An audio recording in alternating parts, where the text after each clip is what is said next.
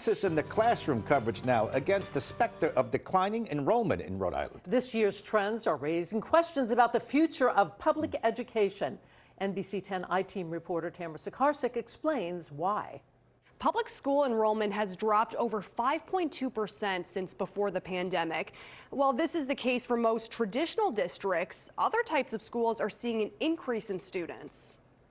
26 districts saw a drop in enrollment. Where are these kids going?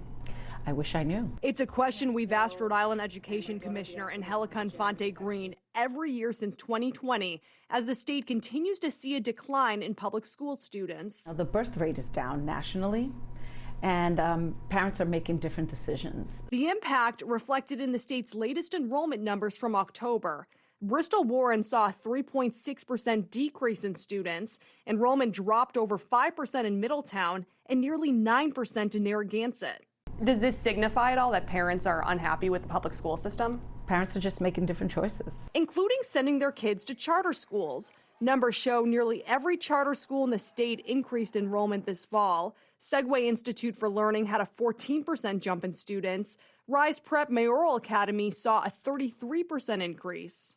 Last year, there were about 11,000 applications for 2,500 seats. Kiera Del Tito Sherrod is the executive director of the Rhode Island League of Charter Schools. She tells me enrollment has exploded in recent years. I think a lot of parents during the pandemic realized a couple of things. How difficult education is, especially many that were home with their own children, and also how unique each individual child is when it comes to learning. But an increase in charter school enrollment doesn't come without controversy. When a child switches to a charter school, the public funding goes with them. The dollars follow the students, right? If that's where the student is, that's where the money will go.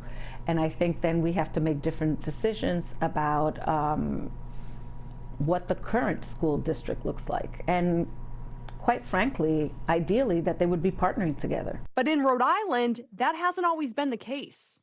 Do you think that among politicians, among school districts, there's an appetite for more charter schools?